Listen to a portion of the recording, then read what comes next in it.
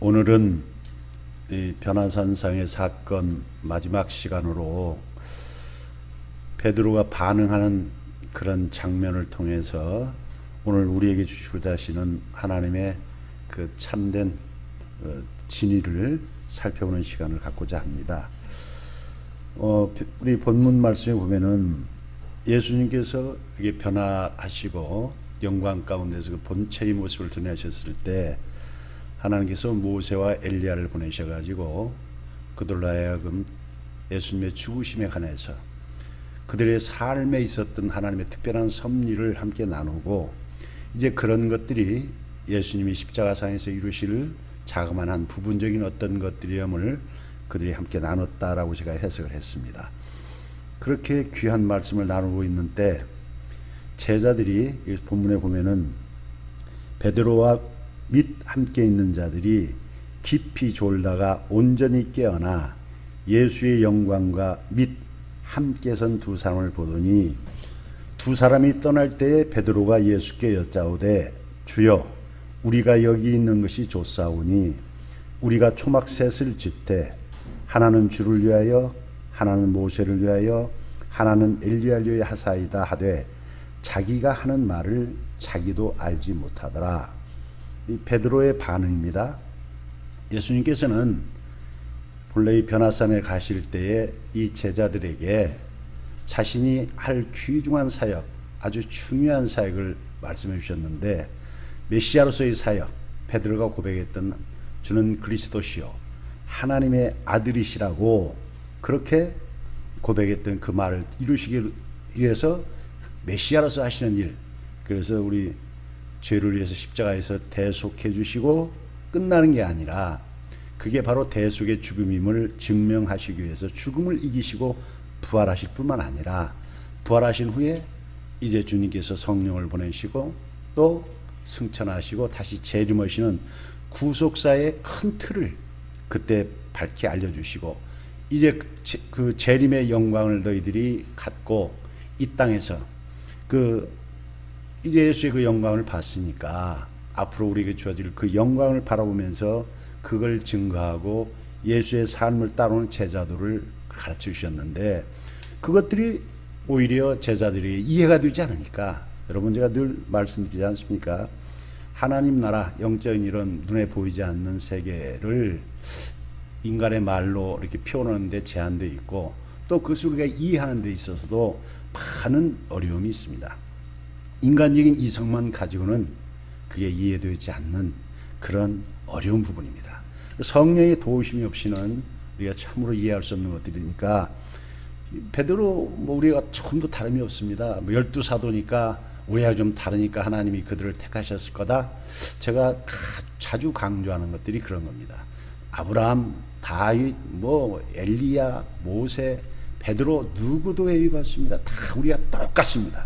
다 연약하고 한계가 있는 인간들이고 다 부족한데, 그런 우리들을 하나님이 택하시고 하나님의 능력으로 새로운 가치관을 갖고 새로운 능력을 가지고 살아갈 수 있도록 그렇게 만드시는, 그런 하나님의 형상을 회복해 가시는, 그것이 바로 성경이 우리에게 가르쳐주는 귀중한 소망의 말씀이기도 합니다. 이 베드로가 참으로 반응을 잘해서 이제 그 영광을 보고 이해를 했어야 되는데, 오늘 우리가 읽은 것 같이 오히려 마태복음 16장에 있었던 그 똑같은 우를 범합니다. 예수님이 십자가상에서 그렇게 하신다는 말씀을 나눌 때 베드로가 붙잡고 주여 그런 일이 있어서는 되지 않지 않냐고, 그런 일이 있어서는 안 된다라고 예수님을 윽박지르는 것과 똑같은 모습을 나타내고 있습니다. 그래서 베드로가 그러지요. 예수님이 부활하시고 그런 영광, 그 본래 이전에 있던 선지하신 하나님으로서 영광을, 그 빛나는 모습을 보고 베드로가 감동을 받았지요. 그리고 거기에 모세와 엘리야가 왔던 것, 성경이 어떻게 베드로나 그 요한과 야고보가 그 모세와 엘리야를 알아봤느냐라는 것은 기록되어 있지 않습니다만, 그런 건 우리가 그냥 그렇게 이렇게 이해하면 되죠. 하나님께서 성령을 통해서 그들에게 직감으로 그걸 알게 해주셨다라고 보는 거지요. 그래서 그 정말 이야기로만 들었던 모세, 이야기로만 들었던 엘리야, 그런 두 사람이 어떤 모습으로 그게 임되었는지 모르지만 적어도 우리가 볼 때 아주 참 그런 뭐 상상할 때 좀 조심스럽기는 합니다만은 그냥 우리와 좀 다른 그런 어떤 모습으로 예수님 앞에 섰지 않겠나 그래서 베드로가 그 모습을 보고 너무 우리가 감동을 먹고 마지막 그 뭐 충격을 받았다가 좋은 신선한 어떤 충격을 먹고 자기도 정신이 정말로 황홀경에 빠질 만큼 그런 데로 빠질 수밖에 없는 그런 모습들이었다고 이렇게 성경은 이야기하고 있다라고 내가 이렇게 생각합니다. 제가 그러니까 사실 그 예수님의 그 본체의 모습인데 베드로가 하는 말은 그래 예수님 이 모습이 좋습니다. 이대로 우리가 여기에 있는 것이 좋지 않겠습니까? 그래서 저희가 할 수 있는 거 이런 모습을 그대로 같이 살고 싶다는 거지요. 그래서 예수님의 뭐 위에서 초막 엘리야를 위해서 모세를 위해서 함께 이런 상태로 우리가 여기 있는 게 좋다고 하는 말은 너무나 우리가 생각할 때 안타까운 말이죠.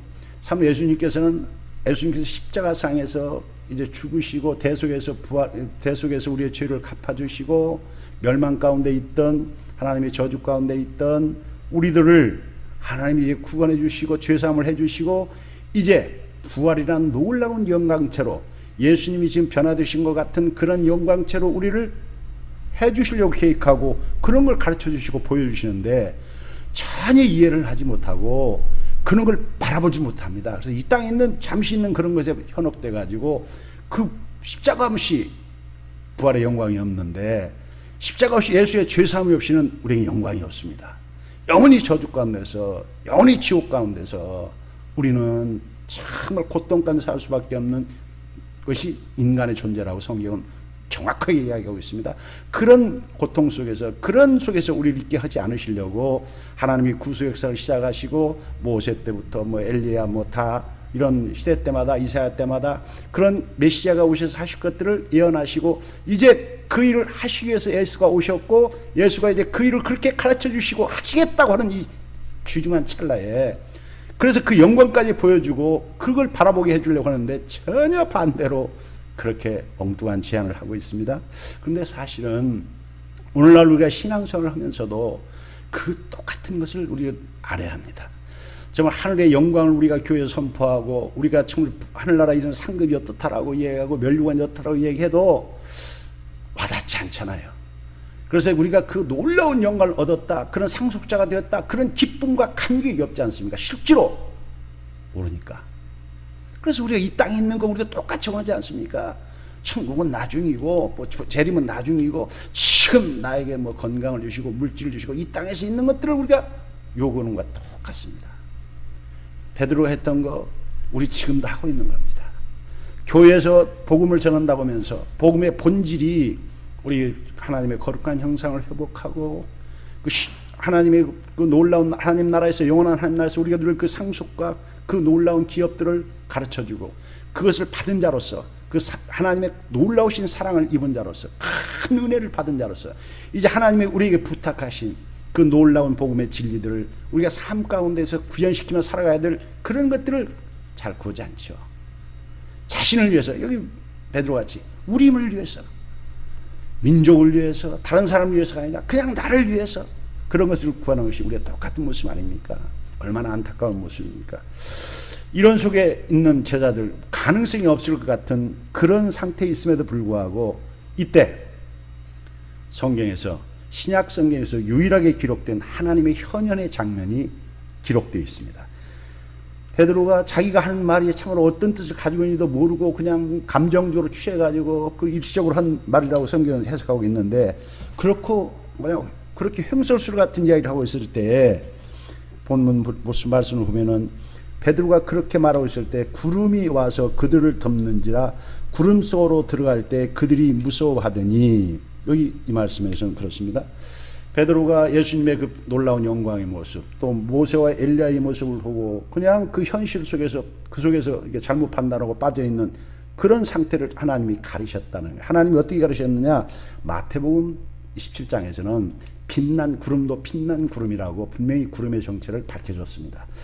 보통 성경을 비난하고 해서 이렇게 덤비는 사람들이 이 장면을 보고 여기를 보고 나서 야 산인데 그 산이니까 높은 산 구름 가끔 낄 수 있고 또 여러 구름이 있을 수 있지 하면서 초자연적인 하나님의 개입을 인정하지 않고 일반적인 현상으로 이해하면서 폄하시키고 그 본질을 왜곡시키고 받아들이지 않습니다. 분명히 그래서 마태복음에서는 그 구름이 일반 구름의 다른 빛난 구름이라고 그 독특성을 표현해주고 있습니다. 성경은 성경으로 해석하는 거라고. 그럼 구름이 그렇게 온 것이 뭐 어떻다는 것이냐라고 우리가 이렇게 가볍게 생각하는 게 아니고, 구약 성경에서 하나님이 임재하실 때 독특한 장면이 출애굽기 16장에 처음으로 이스라엘 백성들이 출애굽해가지고 신광야에 도착했을 때, 출애굽한 지 한 달 됐을 때라고 그 시간을 그 본문에서 이야기하고 있는데, 그때 그들이 식량 문제가 대두됐죠. 이제 한 달쯤 됐으니까 먹거리도 거의 떨어져 가고 또 뭐 고기나 같은 걸 못 먹고 이러니까 그들이 모세와 아론에게 원망하고 불평하고 있었다라고 성경에 기록하고 있습니다. 왜 우리를 애굽에서 구해냈냐? 여기 죽으려고 왔냐? 먹을 거 뭐 있냐? 이런 거 먹고 살겠냐라고 하면서, 사실 그렇죠. 대책이 없죠. 광야에서 뭐 농사를 지을 수 있습니까? 어디서 뭘 얻을 수 있습니까? 인간적으로 상황에서는 답답하니까 그들이 원망하지요. 사실 오늘날도 우리가 원망할 때 다 이유가 있어 원망하지 않습니까? 그래서 출애굽 사건을 보면서 왜 저 이스라엘 백성은 저렇지?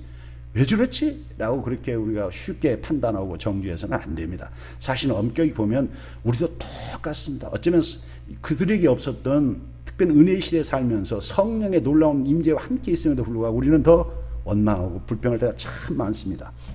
그때 모세가 하나님께 기도해서 하나님이 응답해 주시죠. 그래서 그들 앞에 하나님이 나타나시겠다고 말씀하실 때 그렇게 얘기합니다. 그래서 출애굽기 16장 10절에 처음으로 이스라엘 백성 공동체 앞에 하나님이 임재하시는 모습이 기록되어 있는데, 거기 본문에 이렇게 써 있습니다.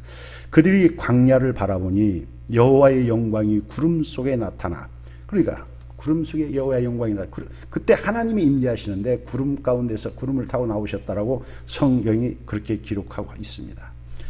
왜냐하면 하나님은 영이시고 또 우리가 봐서는, 죄인 우리가 봐서는 다 죽죠. 영광 없이 죽는 성경은 되어 있습니다.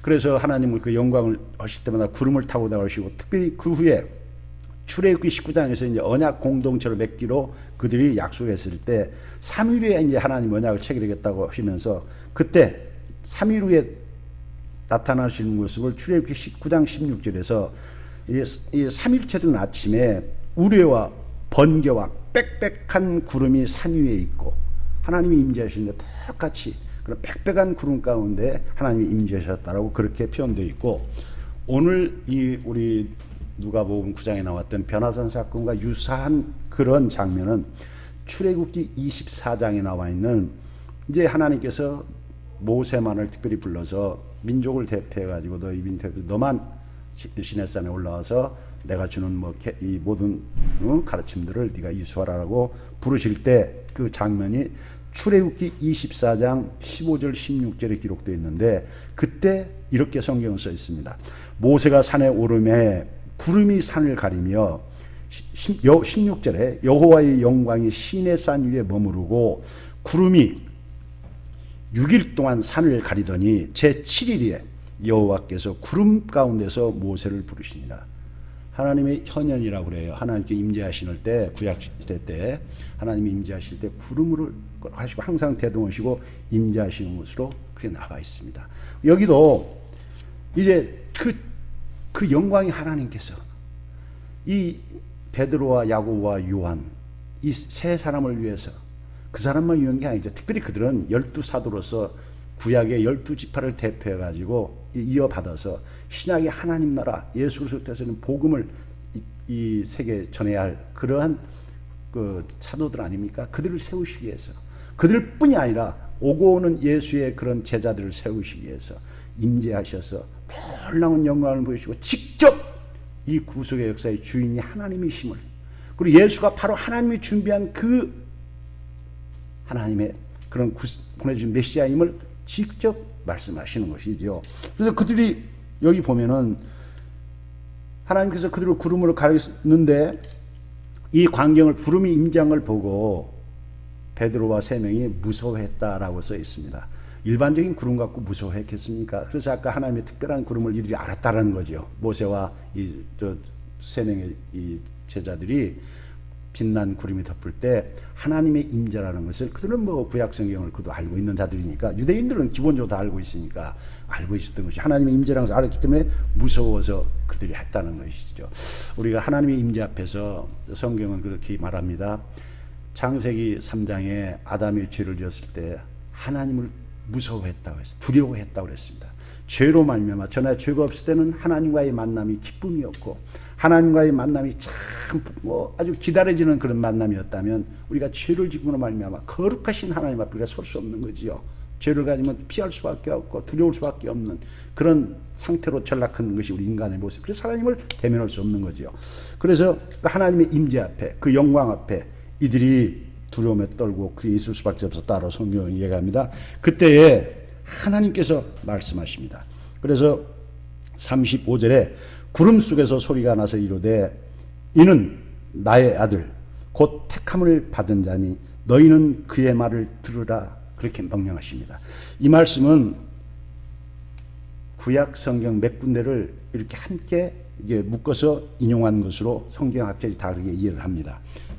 첫 번째 한 말씀은 예수 그리스도는 나의 아들이다 라는 것은 예수의 신성을 말하는 것이죠. 예수 그리스도는 곧 하나님이시다라는 것을 얘기해 주는데, 그 하나님의 아들을 얘기할 때 특별히 시편, 메시아로서의 아들을 말하는 것이죠. 시편 2편을 인용한 것입니다. 시편 2편은 우리가 잘 아는 대로 다윗이 지은 시로서 우리가 제왕시라고 시편 가운데 분류하는데, 이제 세상 열국들이 또 하나님을 이렇게 거스르는 자들이 그런 대적하지만도 불구하고 하나님이 세우신 시편 2편 7편에 보면은, 우리가 2편 7절에 보면은 그 써 있습니다.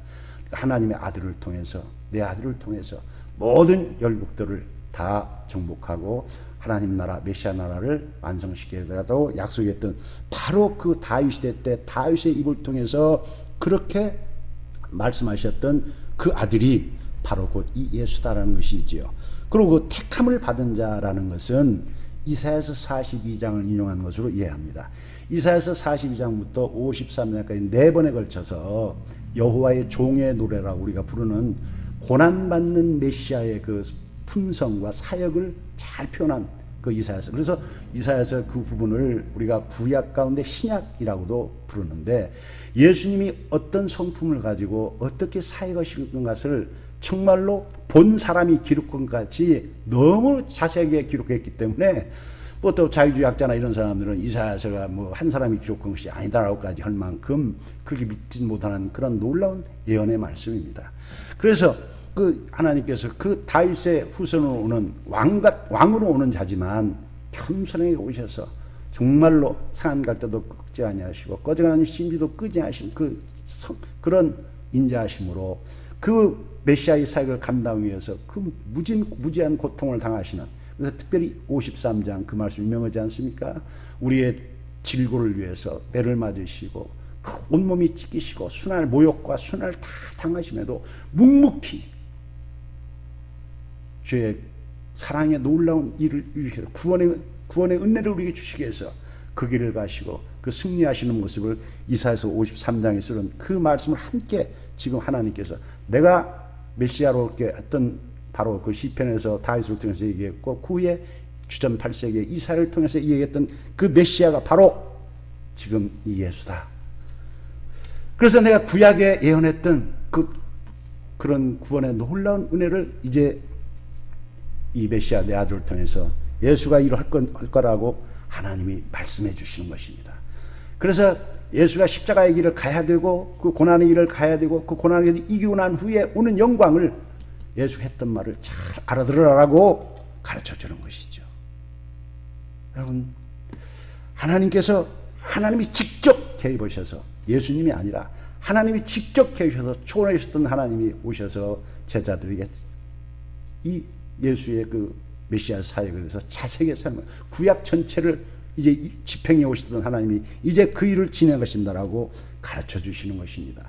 그래서 이 하나님의 가르침 중에서 더 중요한 것은 뭐냐?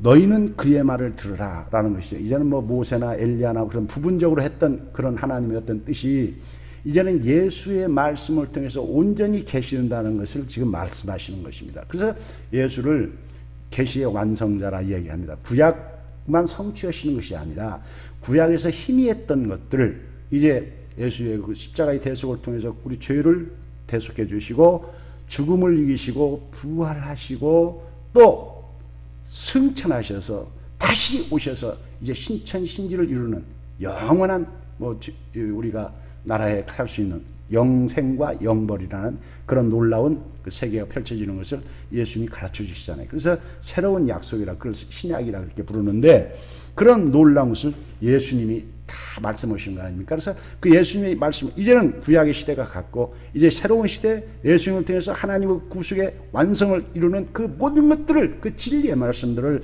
예수님께 배우라라고.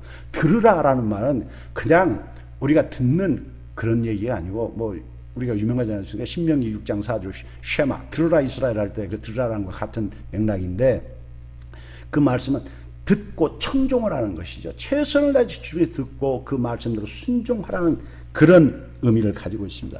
그래서 예수님의 그 놀라운 진리의 말씀 안에서 영생의 놀라운 진리를 깨닫고 그 은혜를 받은 자로서 너희가 성령의 도우심을 얻어서 오는 성경에서 예수의 증인으로 이 땅에서 제자도의 삶을 사는 사람, 그런 사람에게는 부활의 영광이 있고 그렇지 살지 못하는 사람 예수님 가르친 대로 이 땅에서 살고자 하고 그걸 버린 사람들은 영벌에 처한다는 것을 진리를 알고 행하고 가르치고 전하라는 것을 말씀해 주시는 것입니다. 여러분 이것을 요한 사도도 그 자리에 있었지 않습니까? 그리고 요한 사도도 예수님의 이 말씀들을 이 말을 들으라는 것을 하기 위해서 공관복음 세 개의 복음과 좀 다르게 예수님을 소개할 때 특별히 요한복음은 다른 세 개의 공관복음과 주제가 조금 다르다라고 이렇게 얘기합니다. 예수님의 가르침의 주제가 대개 마태, 마가, 누가 공관복음은 하나님의 나라의 관점에서 그걸 기록했다라고 보고 있는데 우리 요한복음은 그 관점이 예수님 자신이 하나님이신 것을 그리고 또 하나님과 예수님 관계를 얘기할 뿐만 아니라 그 예수님의 사역이 특별히 영생이라는 주제에 맞춰져 있다는 것이죠. 그 영생이란 놀라운 그 영생이라는 그 진리는 어디에서 오느냐? 예수님의 말씀에서 온다라고 요한복음에서 자세히 가르쳐주고 있습니다. 그래서 대표적으로 요한복음 5장 24절에서 내가 진실로 진실로 너희에게 이르노니 내 말을 듣고 또 나 보내신 이를 믿는 자는 영생을 얻었고 심판에 이르지 아니하나니 사망에서 생명으로 옮겼느니라. 진실로 너희에게 이르노니 죽은 자들이 하나님의 아들의 음성을 들을 때가 오나니 곧 이때라 듣는 자는 살아나리라. 그러니까 예수 그리스도의 복음을 듣는 예수 그리스도가 지금 이때라는 것은 복음이 증거되는 지금 오늘날 그때부터 지금까지 예수님 오실 때까지 재림의 오실 때까지 말하는 거죠. 그래서 죽은 자들이 듣는다는 것은 죽어있는 사람을 말하는 게 아니라 영적으로 죽어있는 모든 인간들에게 영적인 생명을 주는 살려주는 예수님의 말씀은 그런 생명을 주는 말씀이라고 그렇게 말씀하는 겁니다. 그래서 6장 63절에 보면은 살리는 것은 영이니 육은 무익하니라 내가 너희에게 이런 말은 영이요 생명이니라고 다시 한번 예수님께서 설명해 주셨습니다. 예수님의 그 말씀의 권능 그런 것들을 이야기하고 있고 또 히브리서 기자가 누구보다도 이 예수님의 그 사역을 잘 정리를 해서 우리에게 히브리서 기자가 이야기합니다. 히브리서 1장 1절부터 3절까지 해서 이렇게 우리에게 가르쳐 줍니다. 옛적에, 그 옛적은 구약시대를 말하는 거예요. 옛적에 선지자들을 통하여서 여러 부분과 여러 시기, 여러 번 이런 말이고 여러 모양으로 다양한 방법으로 그러니까 이사야라든가 에레미야라든가 스가랴라든가 각기 부분적으로 그때마다 하나님께서 우리 조상들에게 그렇죠. 우리 구약시대 사람들에게 말씀하셨는데 이 모든 날 그러니까 이 모든 날 마지막이라고 해요. 이 모든 날 마지막에는 그는 옛적에 대비된 말이에요. 그러니까 이제 신약 시대 예수님이 초림으로 말미암아 시작된 시대를 말합니다. 다른 데서는 마지막 때 이렇게 말세 이렇게도 표현합니다. 아들을 통하여 선지자를 통해서 말씀하시지 않고 예수 그리스도를 직접 통해서 이제 예수가 오셔서 우리에게 말씀하셨다는 거예요. 그 이 아들이 누구냐? 이 아들은 하나님께서 이 아들은 만유의 상속자라는 거예요. 만유의 상속자를 세우시고 그럼 그리스도 안에서 만물이 다 통일되게 하신다고 에베소서 얘기하지 않습니까? 하나님께서 그리스도 안에서 모든 만물이 다 통일되게 하시는 그런 것을 의미하는 것이죠. 또 그로 말미암아 모든 세계를 지으셨느니라. 그 예수는 하나님의 아들은 하나님과 같은 창조주의 같은 하나님이라는 것을 알려주시는 것이지요. 뿐만 아니라 3절에서 바로 그 예수 그리스도는 하나님의 영광의 강체시요 그 본체의 형상이시라. 그의 능력의 말씀으로 지금 예수님은 하나님이시다는 거예요. 그래서 그 하나님의 본체, 우리가 누구도 하나님을 본 사람이 없지만 요한복음 14장 8절에서 10절에서 빌립이 물을 때 그렇게 하나님 한번 보면 좋겠습니다라고 하니까 예수님이 안타깝게 말씀하시지 않습니까? 빌립아, 나를 보았으면 하나님을 본 것이다. 왜냐하면 내 안에 하나님이 함께 계셔서 내가 하는 말은 내 말이 아니고 하나님의 말씀이고 내가 했던 일은 내가 하는 것이 아니라 하나님이 하신 일을 내가 하는 것인데 왜 그걸 네가 그렇게 못 믿느냐? 내가 한 말을 네가 못 믿으면 내가 한 그 일들을 생각해봐라. 그렇게 안타깝게 가르치셨던 것 같은 말씀이죠. 능력의 말씀으로 만물을 붙드신다는 것은 창조하셨을 뿐만 아니라 그 다스리시고 통치하시고 유지하시고 그러니까 앞으로 어떻게 만드신 모든 걸 다 포함하는 것이죠. 그래서 또 그 말씀을 가지고 세상을 만드셨고 말씀을 가지고 지금도 다스리시고 그 또 목적을 향해서 가게 하신다는 거죠. 뿐만 아니라 죄를 정결하게 하는 일을 하신다는 거예요. 하나님이 예수 그리스도께 오셔서 죄가 무엇인지 우리가 어떻게 죄상을 받는 것인지 우리가 죄의 결과가 무엇인지를 예수님이 정확히 가르쳐 주시죠. 그걸 우리가 복음이라고 그러죠. 대속의 놀라운 진리, 믿음으로 구원받는 그 불신을 안 믿고 선자는 영벌이 있음을 가르쳐 준 것이죠. 그렇게 하시고 십자가에서 그걸 다 이루시고 부활하시고 승천하시지 않습니까? 그래서 예수님은 높은 곳에 계셔서 하나님 보좌 우편에 그러니까 지극히 크신 이의 우편에 앉았느니라고 히브리서 기자가 잘 우리에게 알려주고 있습니다. 사랑하는 성도 여러분, 하나님께서 이 세 명의 제자들에게 너희들이 예수의 말은 곧 복음이고 영생의 말씀이고 진리의 말씀이지 않습니까? 그래서 앞으로 인간이 어떻게 이 인간과 이 세계가 어떻게 되어질 것인가를 잘 알려주신 말씀이 있습니다. 그래서 우리 신앙생활 할 때 우리 참 조심해야 할 것은 기독교가 이게 분명히 체험의 종교가 맞습니다. 하나님이 살아계시니까 교제가 되어지고 반드시 체험이 있고 역사적인 신비한 것도 있고 볼 수도 있는데 그런 것들의 무게를 너무 두어서는 안 된다는 것이죠. 무시해서도 절대 안 되지만 너무 그런 쪽에 이게 하면은 그 좀 제가 볼 때도 처음 초신앙자는 그럴 수밖에 없지만 어떤 신비한 걸 봤다 뭐 들었다면은 하나님이 정말 존재하시다라는 것으로 그걸 받아들이고 나머지는 그 하나님이 우리에게 어떤 하나님이신가 내가 하나님의 자녀로 어떻게 살아갈 것인가를 그 말씀을 통해서 잘 배우고 하나님의 형상으로 회복되어지고 진리 안에서 말씀 안에서 새롭게 우리가 하나님의 자녀로서의 가치관이 변하고 그 하나님의 영광을 위해서 저 천국을 가지고 있는 기업을 위해서 내게 있는 물질이 내 것이 아니구나 하나님 내게 주신 것이구나 건강과 재능과 모든 것들이 이제 이 땅에서 나를 위해서가 아니라 청지기적 자세로 어떻게 사용되어지고 어떻게 섬길 것인가 사랑으로 살아가는 삶 원리를 배우고 그 능력을 공급받는 건 말씀입니다. 이게 중요하다는 것입니다. 제가 보면은 우리 교회에서도 뭐 하나님을 뭐 어떤 하나님 현상을 봤다, 뭐 어떤 비상을 봤다, 우리 잘 쓰는 분도 있지만 뭐 그냥 넘어지는 걸 넘어지고 우리 주위에도 많지 않습니까? 병 고침을 받은 분들이 뭐 정말로 우리 같은 그런 죽을 병에서 골침 받았으면 남은 생에 정말로 덤으로 사는 인생 하나님의 영광에 내가 살겠다라고 죽을 진짜 충성하는 사람 드물어요. 오히려 다시 세상으로 돌아오고 그런 것이 이런 것들은 이 사건 속에서도 어느 정도 그런 것들이 암시되어 있습니다. 어떤 현상 옆에 몰려가지고 그러지 말고 진리의 말씀, 영원히 변치 않는 하나님의 진리의 말씀, 감정 따라하지 말라는 거죠. 인격적으로 지식과 감정과 의지가 온전하게 하나님과 말씀으로 온전한 교제가 이루어져야만 우리가 말씀으로 거듭나지 않습니까? 말씀으로 재창조되는 것이죠. 이제 그래서 말씀으로 다독어지고 그 하나님의 진리의 말씀을 붙들고 진리의 말씀 안에 모든 소망이 있고 능력이 있고 그 답이 있지 않습니까? 주의 말씀은 내 발의 길이요 내 등의 빛이 내 발의 등이요 내 길의 빛이다고 시편 우리 110편 나오는 그 말씀과 같이 하나님의 말씀만이 예수 그리스도의 말씀만이 생명의 말씀이고 그 말씀만이 진리의 말씀입니다. 아주 중요합니다. 그래서 베드로 사도가 베드로후서를 기록하면서 베드로후서 1장에서 자신이 생애가 이제 얼마 남지 않았던 알고 쓴 서신이 베드로후서입니다. 그 1장 후반부에 보면은 그렇게 베드로 사도가 얘기합니다. 내가 이 너희들이 예수를 이렇게 좀 믿고 그렇게 예수에 대해서 알고 있는 건 내가 알고 있지만 그것 갖고는 안 된다. 정말 예수를 깊이 알고 더 깊이 예수를 늘 생각하고 살아야 한다는 거지요. 그걸 우리가 시편 1편에서 말하면 묵상이라 그러는 거예요. 복 있는 사람은 악인의 길을 좇지 아니고 죄인의 길을 서지 아니하며 오만한 자리에 앉지 아니고 오직 여호와 율법을 즐거워하여 주야로 묵상하는 자다. 정말로 틈날 때마다 아니 시간을 만들어서 이게 소망의 말씀이고 나를 바르게 만드는 말씀이고 세상을 이기는 거잖아요. 믿음으로 세상을 이긴다는 것은 말씀으로 세상을 이기는 거예요. 믿음은 하나님의 말씀이에요. 믿는 거예요. 그 세상을 뭐 돈으로 이기는 게 아니고 뭐 권력으로 이기는 게 아니에요. 얼마나 사라지는 것들을 얼마나 우리가 많이 보고 있습니까?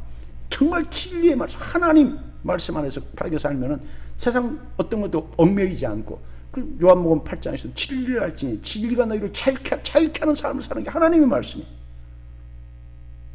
그 말씀 안에 다 있는데 제가 너무 목회하면서 너무 안타까운 게 뭐냐면 너무 말씀들을 안 본다는 거예요. 물론 우리를 유혹하는 것들이 세상에 너무 많습니다. 우리를 즐겁게 육신을 즐겁게 하고 하는 것들이 너무 많습니다.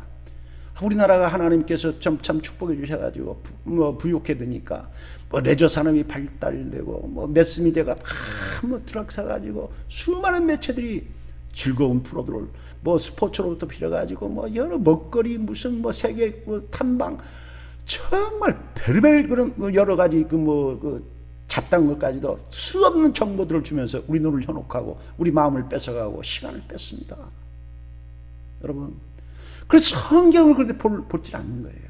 그러니까 이게 입으로만 크리스찬이지 마음에 하나님의 말씀이 새겨지고 그 말씀 따라서 내가 몸부림치고 기도하면서 가야 되는데 하늘의 영광을 바라고 그 하나님이 주시는 그 말씀에 뜻대로 살아가려고 기도한 자가 되어야 되는데 그게 사라지는 거예요. 그러니까 뭐 자그만 이어도 픽픽 넘어지고 말씀에 능력이 없으니까 그런 것들이 너무 제가 마음이 아파요. 산상 우리가 이 산상의 번화를 보면서 예수님께서 하나님께서 말씀하신 거 베드로 하는 건 베드로만 하는 게 우리에게도 한 거예요. 그 베드로가 그걸 너무 잘 알았던 거죠. 그때는 몰랐지만 그 후에 성령의 강림하심으로 변화되면서 말씀 안에서 베드로가 얼마나 그에 다듬어졌는가를 보일 수 있습니다. 그래서 베드로 후서의 그 마지막 부분에서 베드로 후서 1장 마지막 부분에서 베드로가 얘기를 해요. 하나님의 말씀을 묵상해야 된다. 다 생각나게 하려고 한다. 그 생각나게 할 때 획기적으로 두 가지를 얘기합니다. 첫째는 자기가 일생 가운데 가장 예수 그리스도를 영광스럽게 했던 그 장면이 바로 이 장면이라고 고백합니다. 변화산 사건을 베드로가 얘기하지 않습니까? 그때 예수님의 그 본체를 봤고 그때 모세와 엘리야를 봤고 더 놀라운 것은 하나님이 임재하셔가지고 하나님이 친히 예수의 모든 말이 진리고 하나님 말씀이라고 그 말대로 모든 것이 된다라고 그 말을 따르라고 했던 그 영광을 드러냈던 것을 이야기합니다. 그런데 재미있는 것은 그 베드로가 아주 그 뒤에 그 앞에 하고 난데 1장 19절에서 베드로서 1장 19절에서 그렇게 합니다. 또 우리에게는 더 확실한 예언이 있어 어두운 데를 비추는 등불과 같으니 날이 새어 샛별이 너희 마음에 떠오르기까지 너희가 이것을 주의하는 것이 옳으니라. 하나님의 예언의 말씀의 중요성을 더 강조하지 않습니까? 자기 체험 이런 것들을 더 중시해야 됩니다. 그것도 올랐고 절대 잊을 수 없는 영광스럽고 은혜스러운 거였지만 그보다 더 중요한 게 뭐다? 말씀이다라는 거예요. 그래서 항상 그 말씀을 너희들이 주의 깊게 살피고 그 말씀 앞에서 너희들이 그 말씀으로 교제해야 보이지 않는 예수를 어떻게 교제합니까? 말씀으로 교제하는 거예요. 내가 가보지 않은 하나님 나라 어떤지 어떻게 합니까? 요한계시록 이런 데 보면서 우리가 정확히는 알 수 없지만 그 영광의 이런 것들을 그렇게 우리가 배워가는 거예요. 그런 것 없이 이 세상을 이기지 못합니다. 믿음의 길을 가지 못합니다. 저는 변화산 사건의 중심적인 마지막 하나님의 안타까운 또 하나님의 안타까운이나 강력한 명령이기도 하시죠. 그렇게 연약한 우리 성도들에게 이 세상에서 그 어떤 것보다도 믿음으로 살아가려면 하나님의 말씀, 예수 그리스도의 복음의 말씀, 그 말씀 안에서 항상 최선을 다해서 듣는. 그래서 베드로가 마지막에 자기 설 때 그 말씀을 붙들고 살아야 한다라고 그렇게 우리를 권면했던 것 같이 우리 성도들이 어떤 현상적인 것, 일시적인 것에 현혹되지 말고 그게 무시하라는 건 아닙니다. 그런 것도 귀중하지만 더 큰 영원히 변치 않는 그리고 항상 늘 나와 변함없이 함께 하시면서 세워줄 수 있는 말씀의 능력 안에서 그 말씀의 은혜 안에서 모두가 승리하는 성도 되시기를 예수님의 이름으로 축복합니다.